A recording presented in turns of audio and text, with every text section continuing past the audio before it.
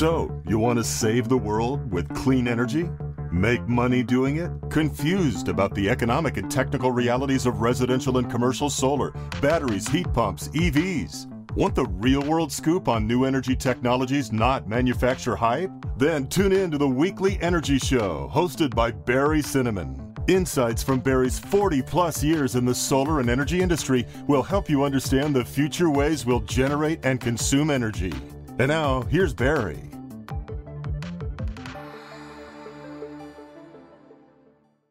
Welcome to this week's Energy Show. Now I have a question for you. How much heat could a heat pump if a heat pump could pump heat? And it's like how much wood would a woodchuck chuck, right? But technically, with heat pumps, the answer to that question is about 3. Now, heat pump, what a dumb, geeky name for what's arguably the most important climate modification device known to man. Is it too good to be true? Well, let's kind of dig into that. Now, a heat pump is really just a refrigerator backwards. Now, spelling-wise, that would be a Roteregiffer. Okay, I think heat pump is a better name than a Roteregiffer, and that's not saying much. All right, so here's why heat pumps are so important and are becoming so popular. In most climates, they're the least expensive way to heat air for heating and to heat water. And when they're powered by renewable energy, wind or solar or hydro, you don't need to burn any fossil fuels for heating air and hot water in buildings. Now, almost every building, I would say every building in the U.S. has one or more heat pumps, but they're usually operating in a refrigeration mode. They're cooling down the buildings. They're air conditioners or they're little refrigerators. Now, your car has an air conditioner too. It's a very established technology for cooling, and it's now being used widely all over the world for heating also. Now, at my house, I counted them up. We've got 7 heat pumps, a kitchen fridge, an old fridge in the garage, a wine cooler, a heat pump HVAC system, heating, ventilating, and air conditioning. We just call it HVAC. A heat pump water heater, and 2 cars with air conditioning. I bet you're surrounded by heat pumps too. Now, air conditioning is one of the most important inventions to our 21st century, 20th century lifestyle. It's unimaginable to build cities in hot climates without air conditioning. They basically didn't exist. I mean, you had some people living in these really hot places, but you couldn't run an office. You couldn't really have a lot of people in one room. They'd just be miserable. So indeed, growth in many parts of the world did not happen until air conditioning was practical. I mean, in the Middle East, you would not have economies like that without air conditioning. Now, air conditioning uses a ton of electricity, but that's another topic. Now, office buildings in warm cities basically must shut down during a blackouts. Could you imagine working in a high-rise in Miami, in Dallas, in Phoenix, or Atlanta on a hot summer day without air conditioning? Everybody would have to go home. Now, many of these buildings probably have emergency generators so that they can run the lights and so that they can run the HVAC and the elevators so people can continue to work. Now, I don't know, maybe 100 years ago or so, some bright engineer decided to use the waste heat from an air conditioner to actually heat a building. Now, we're using the same refrigeration system. That's what they called it when I was in college. It's a refrigeration system, only it's operating backwards to heat buildings and to heat water. Now, here's a quick technical overview of how a heat pump works.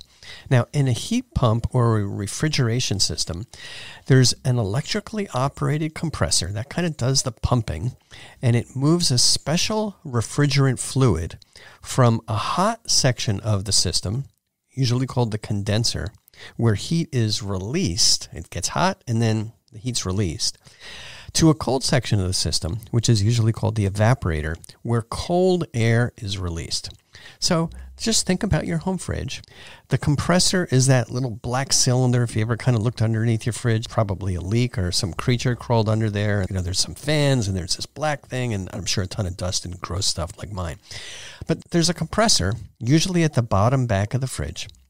And there's a fan that's kind of cooling things down there. And the exhaust goes under and around the fridge. The exhaust from the refrigerator is warm air, and it goes around the fridge. Sometimes it comes out the vents on the bottom. Sometimes it comes out on vents on the top. But inside the fridge, in the fridge and the freezer compartment, cold air is generated when circulated over the evaporator. So if you look in your fridge or your freezer, there's some cold coils. Sometimes they're covered with frost. The evaporator part gets really cold. And then In the bottom back of the fridge, there's usually a little heat exchanger, some coils, and you've got warm air coming off of that. Now, an air conditioner is the same thing. I mean, the easiest example is to think about a room air conditioner. It's one of those things that you stick in a window. In that air conditioner, the compressor and the condenser are usually kind of hanging on the outside of the house because the compressor can make a little bit of noise, and the condenser is where you're getting the hot airflow. You don't want that on the inside of the house. And the evaporator, which is the cold part, which generates the cold air, is indoors, and there's a fan inside that blows that cold air out. So it works really, really well. So a heat pump would just be the same thing. You just kind of turn it around backwards. I mean, if you had a room air conditioner and you somehow figured out a way to install it into your house backwards, you get hot air going into the house and you get cold air coming out. Maybe you could use it during a really cold day. So heat pumps are actually very cleverly designed where they can be switched. You don't have to turn the whole thing around. You can actually switch the flow of that refrigerant with some special valving so that they can operate in both a heating mode when it's cold or in a cooling mode. All right. So why is there so much excitement about heat pumps? Why are they better than a gas furnace or electric heat? There's one simple reason. You get 3 times more heat out of a heat pump than the heat energy it takes to run the heat pump. That compressor uses energy, but because you're actually moving heat, you get 3 times more heat out of it than the heat value of the energy, the electricity that goes in. So the same thing is for a heat pump heating system or a hot water heater. So it's 3 times more efficient than an electric heating system or an electric hot water heater, and it's almost always cheaper to operate than a gas furnace or a gas water heater. It depends on the relative rates of electricity and natural gas or methane. Now, many heat pump systems have an efficiency of about 300%. It depends on the relative temperatures outside and inside. It depends on the design of the system. But that's compared to the kind of maximum efficiency you can get with an electric heating system. Just think about electric baseboard heat, where you're just running some electricity through those baseboards, those wires at the corner of the rooms. They have an efficiency of about 95%. Almost all the electricity is turned into heat. Some of that heat goes kind of in the wrong direction, but it's almost 100% efficient.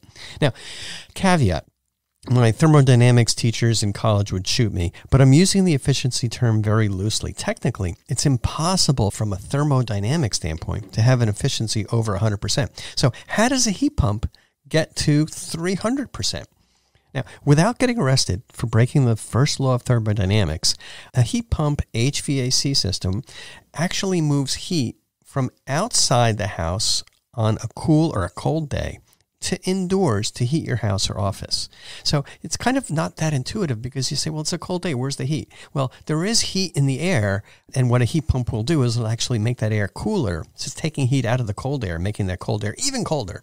And it moves that heat inside.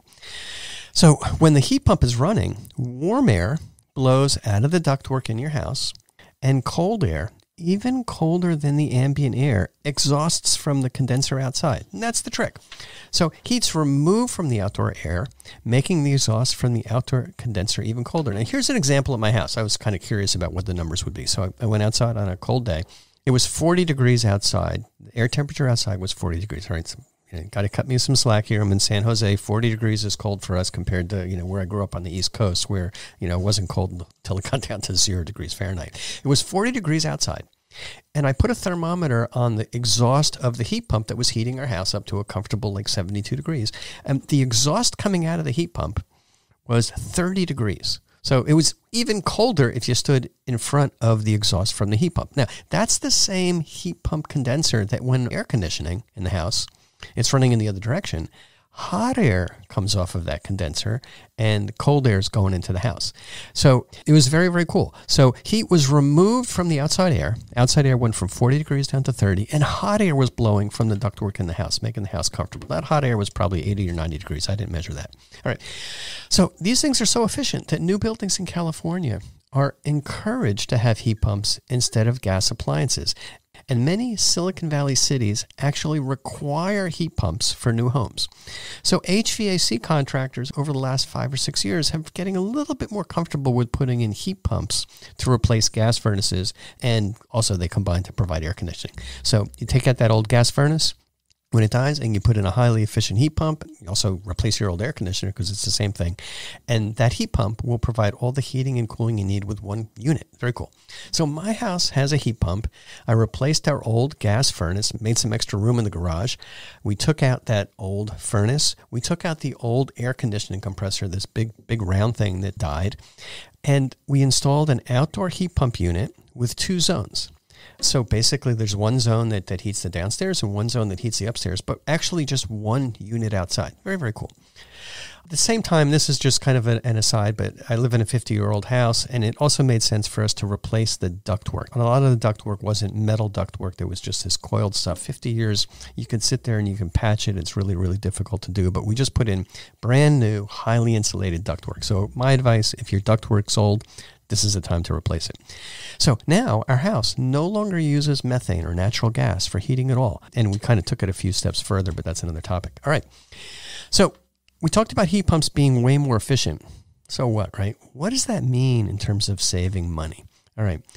So I got some examples here. For example, my house, once again, 2,200 square foot home in San Jose, built in 1970. Before we put in the heat pump, we used 520 therms of methane, also known as natural gas. We bought that methane from PG&E. And at the current rate, it's right now at $2.20. So I'm just using current energy prices. It would have cost us about $1,100 to heat our house at current methane rates. That's how much we were spending. When we converted to the heat pump, now we're not using any natural gas to heat. Oh, gone. But we are using more electricity. So doing the calculations and conversions, the heat pump's using 3,800 kilowatt hours a year from PG&E. So we basically stopped paying them for the therms of methane, and now we're paying them for more electricity. But not really, because we have solar. So if we didn't have solar, it would have cost $1,178 to heat the house with an electric heat pump at current PG&E rates. But if you use your own solar power, which the solar power is like 8 or 9 cents a kilowatt hour, and that's the life cycle cost of that solar, it's only going to cost $304 to heat the house with the electric heat pump if you use your own solar power. I'm not saying that solar is free. I'm saying, listen, you're generating so much energy. When you amortize the cost of that energy over the 25-year life of the system, it works out to be about 8 cents. So we're only spending $304. So you save $800 a year on heating bills. That's what I've saved on heating bills. So it really helped the solar system pay back. Plus, when I put this in, it wasn't available, but plus many locations in California and other states have pretty big rebates. I read somewhere that the rebates in some parts of Silicon Valley are up to $4,000 for the installation of a heat pump HVAC system. Now, these heat pump HVAC systems can be scaled up. They work great for commercial buildings too.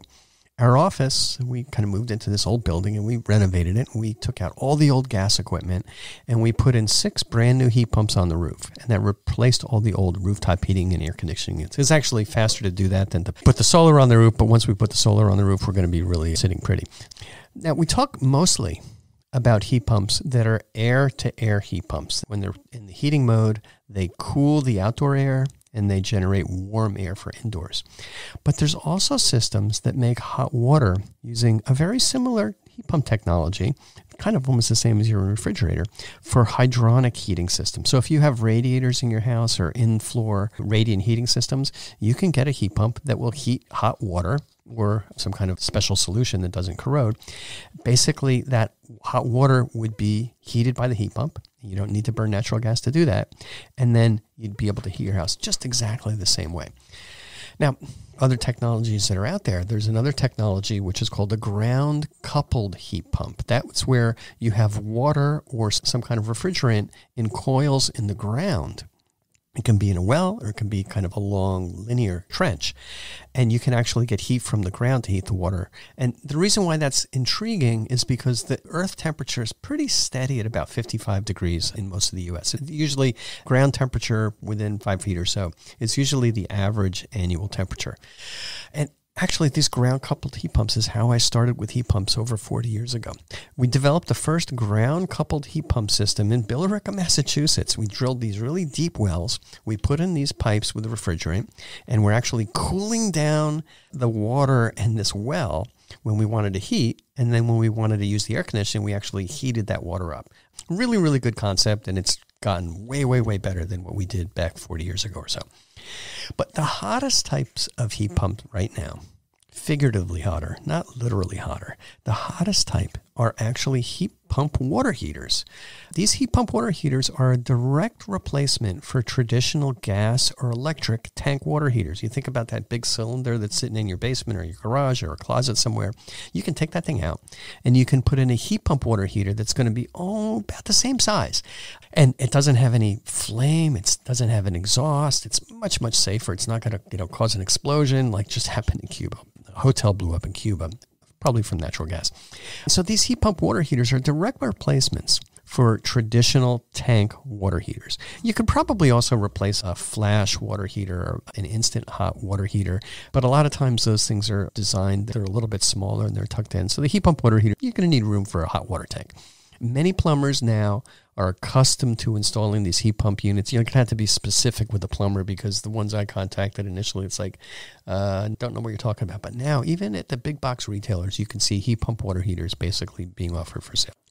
So these heat pump water heaters, just like heat pump HVAC systems, they're way more efficient than gas or electric hot water heaters, which means they're much cheaper to operate than a gas or electric hot water heater if you have solar. For example, if you have a 65-gallon hot water heater, that's typically what you need for like a family of 2 to 4 or 5 people. In my experience, we used 120 therms of methane, also known as natural gas, from PG&E. That was about 10 therms a month. That's how much my wife and I, when the kids are over, that's how much we used. So when I multiply it out based on the current prices of methane, it was $264 a year to heat hot water with our old gas hot water heater. It was a tank that sat in the garage, and they usually last about 13 years according to DOE, and it was just sitting there. And I decided, because it was big rebates from San Jose, and there still are, we paid about $264 per year to heat the hot water. We decided to convert that old natural gas hot water heater to a heat pump, clean, renewable heat pump. It just took the old one out, put the new one in, they put a new stand in, basically used the same piping. Everything went really smoothly. And now, instead of using that 120 therms of methane per year, we use 870 kilowatt hours of electricity from PG&E. I know because the heat pump water heater actually has a way to monitor how much energy it's using, and that's what it's using.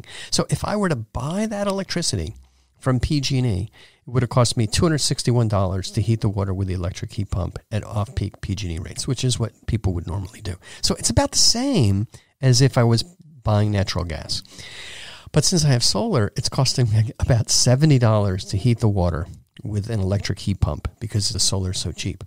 So we're saving over $200 a year on our water heating bills. We've got a perfectly safe water heating system. I don't have to worry about any natural gas fumes in the house or in the garage. The other is an additional inducement, and you got to check your locations. Many places have rebates of over $2,000 for the installation of a heat pump water heater. I took advantage of, I think it was a $2,500 rebate in San Jose. And, when you take that rebate and you find the right contractor, you can actually put one of these things in for less than a natural gas heater. Okay, we covered a lot of ground here. To summarize, heat pumps are 3 times more efficient than conventional gas and electric heaters. If you replace your old gas, HVAC, or hot water heater with a heat pump, you'll stop using natural gas, but you're still going to use electricity. So your electric bill is going to go up, your gas bill, if you put both of these things in and then put an induction cooktop, 0 gas bill. Great. So if you don't have solar, you're probably going to spend about the same amount of money on electricity as you did for natural gas. It's pretty similar. Now, it really depends on the relative rates between natural gas and electricity, and these things just fluctuate madly, seasonally, and also because of what's going on in the world. Now, so you're going to spend about the same on electricity as natural gas. That's the case right now in California, unless the price of natural gas keeps going up kind of faster than electricity, which actually is going to happen now due to the war in Ukraine. Europe and a lot of the rest of the world is depending on Russian gas and oil, and the U.S. is doing everything they possibly can to ship natural gas, to ship methane in ships over to Europe and other parts of the world. So I think, personally, this is not self-serving, that the price of natural gas is going to continue to go up. So if you have rooftop solar to power your HVAC heat pump or your hot water heater, you're going to save a lot of money on heating bills because you're not going to be spending 30 or 40 cents a kilowatt hour like we are right now in California. You're going to be spending 8 cents a kilowatt hour. And that's probably even less in other parts of the country because electricity from solar is just really, really cheap. Okay. So to wrap up, here's my advice. It's very likely that if you're in California, you're going to be electrifying your home in the future pretty soon now. As your appliances die, you're going to say, gee, the right thing to do right now is to get an electric vehicle or get a heat pump water heater or get a heat pump HVAC system or induction cooktop. When the appliances die, that's the time to replace them. Definitely encourage you to change out these appliances earlier, but it's expensive. But if you're replacing an old gas appliance with a new heat pump, when the old gas appliance dies, your economics are going to be way better. And when you make that change, everything's going to be better. The air is going to be cleaner, it's going to be safer, and it's often going to be cheaper. So when you're looking into this also, make sure you find a contractor that's experienced and find contractors that can help you get the rebates that are available. So these rebates, just like rebates for everything else, they kind of come and go. And maybe you're going to decide, hey, my hot water heater is 10 years old. The rebate for heat pump water heaters in San Jose is now $2,000. It's going to expire in a year. That's the time to take advantage of it. Or you see when you get some nice rebates on the heat pump HVAC system. Now, keep in mind that if you have rooftop solar and a battery, it can power almost everything in your home if you size things right. So think about the earthquake in 1989 here in California. I mean, that wiped out everything. There was no electricity and there was no natural gas because the natural gas pipes, some of them were broken and some of them depended on electricity. If you've got a battery backup solar system, you can power your house with everything just powered from the roof. So let's take a look at from the perspective of solar combined with heat pumps. We're a very interesting time in the solar industry. Sometimes people think that interesting times is really just a curse. In some cases it is. Right now is the best time to install solar. There's a high tax credit of 26%, which is going down to 22% next year. And you can still get in on net metering too, which is almost currently right now going to be about twice as beneficial as the net metering 3 that's going to go into effect at the end of 2022.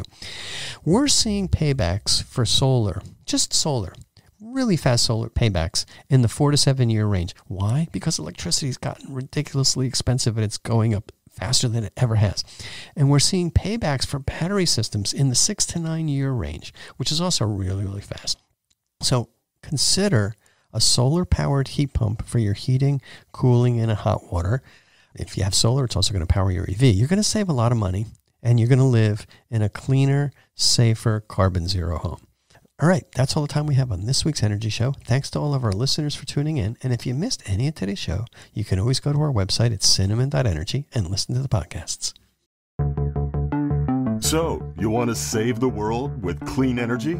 Make money doing it? Confused about the economic and technical realities of residential and commercial solar, batteries, heat pumps, EVs? Want the real-world scoop on new energy technologies, not manufacturer hype? Then tune in to the Weekly Energy Show, hosted by Barry Cinnamon. Insights from Barry's 40-plus years in the solar and energy industry will help you understand the future ways we'll generate and consume energy. And now, here's Barry.